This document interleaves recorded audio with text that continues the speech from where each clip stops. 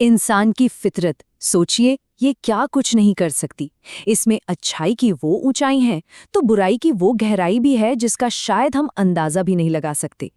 तो आज हम दो सच्ची और एक दूसरे से बिल्कुल अलग कहानियों के जरिए इसी इंसानी फितरत को समझने की कोशिश करेंगे।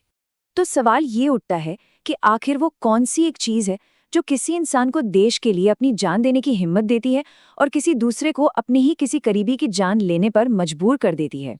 तो हम इन्हीं दो रास्तों को देखने वाले हैं।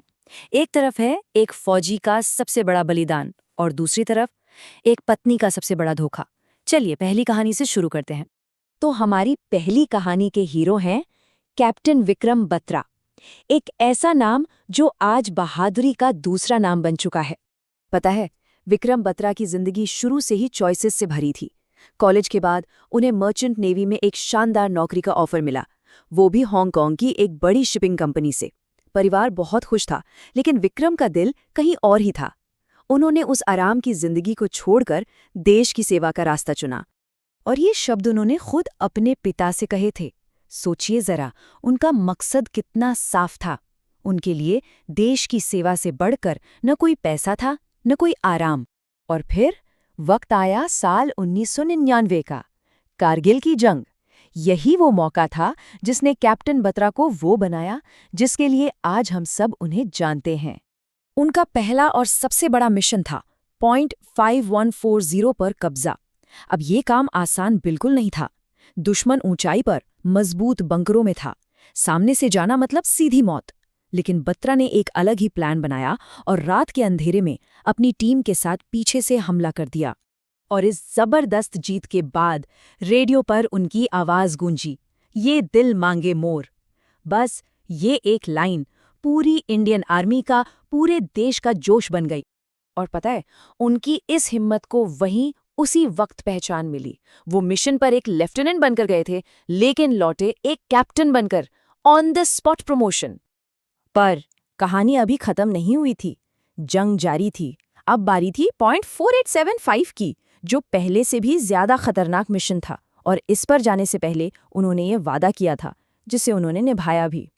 लड़ाई के ठीक बीच में जब उनका एक साथी सैनिक दुश्मन के निशाने पर आ गया, कैप्टन बत्रा ने एक सेकंड भी नहीं सोचा। उसे पीछे धकेल दिया, कहा, तुम्हारे बीवी बच्चे हैं, और खुद गोलियों के सामने आ गए। बस यही वो पल था जब उन्होंने देश के लिए अपनी जान दे दी। चलिए अब इस कहानी को यहीं रोकते हैं और चलते हैं एक बिल्कुल ही अलग दुनिया में, एकदम उलट। ये कहानी है मुस्कान, साहिल और सौरभ की। एक ऐसी कहानी जो इंसानियत के सबसे स्याह पहलू को दिखाती है। तो देखिए, सौरभ और मुस्कान, इनकी शुरुआत एक लव स्टोरी से हुई थी। घरवालों के खिलाफ जाकर शादी की, बेटी भी हुई। लेकिन फिर सौरभ अपने परिवार का भविष्य बनाने के लिए लंदन चला गया और यहीं से ये रिश्ता टूटने लगा। जरा सोचिए इस बात को। एक तरफ सौरभ हजारों मील दूर एक बेकरी में मेहनत कर रहा था ताकि परिवार को सपोर्ट कर सके, और दूसरी तरफ यहाँ मुस्कान अपने पुराने दोस्त साहिल के साथ एक अलग ही दुनिया में थी, नशे और धोखे की दुनिया। जब सौरभ को सब पता चला तो उसने तलाक का सोचा, लेकिन फिर अपनी बेटी के लिए उसने इस रिश्ते को एक और मौका देने का फैसला किया। उसे जरा भी अंदाजा नहीं था कि ये फैसला उसकी जान ले लेगा, क्योंकि यहीं से उसकी मौत की स्क्रिप्ट लिखी जाने लगी। और यहाँ से ये कहानी एक हॉरर फिल्म की तरह हो जाती है। मुस्कान को पता था कि साहिल दिमागी तौर पर कमजोर है। उसने साहिल की गुजर चुकी माँ के नाम पर एक फेक सोशल मीडिया अकाउंट बनाया और साहिल को यकीन दिला दिया कि उसकी माँ की आत्मा उससे बात कर रही है। और उसी फेक अकाउंट से मुस्कान ने साहिल को एक ऊपर से आया हुआ ऑर्डर दिया। सोचिए, मर्डर को वध कहा गया, जैसे ये कोई धार्मिक काम हो, कोई पाप नहीं। बस इसी एक मैसेज ने सौरभ की मौत तय कर दी। इसकी बाद जो तैयारियां हुईं वो किसी क्राइम थ्रिलर से कम नहीं थीं। सब कुछ पहले से प्लान किया गया, नींद की गोलियां, चाकू, एक बड़ा सा ड्रम, सब कुछ। और फिर 3 मार्च की रात मुस्कान ने सौरभ के खाने में वही गोलियां मिला दी।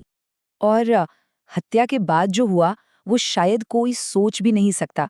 सौरभ की बॉडी के 15 टुकड़े किए गए और फिर उन टुकड़ों को एक नीले ड्रम में सीमेंट डालकर बंद कर दिया गया। तो चलिए अब वापस आते हैं और इन दोनों कहानियों को आमने सामने रखते हैं। एक तरफ एक जान दी गई और दूसरी तरफ एक जान ली गई। फर्क देखिए, कैप्टन बत्रा की शहादत ने उनकी पूरी बटालियन को जीत की हिम्मत दी, और यहाँ मुस्कान और साहिल ने सौरभ को मारने के बाद उसी के पैसों से शिमला में छुट्टियां मनाई और उसके घर वालों को मैसेज करके बताते रहे कि वो जिंदा है। तो आखिर में दोनों की लेगेसी क्या है? कैप्टन बत्रा को मिला भारत का सबसे बड़ा वीरता सम्मान, परमवीर चक्र। वो बन गए परम बलिदान की मिसाल। और मुस्कान और साहिल, वो जेल में है, परम विश्वासघात की मिसाल।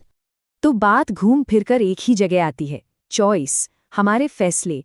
हम जो रास्ता चुनते हैं वही हमारी कहानी लिखता है, चाहे वो कर्तव्य का हो या लालच का।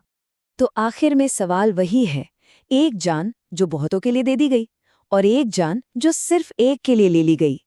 इंसान के दिल में ये अच्छाई और बुराई की दो ऐसी इंतहा आखिर कैसे बसती हैं? ये सवाल शायद हम सबके सोचने के लिए है।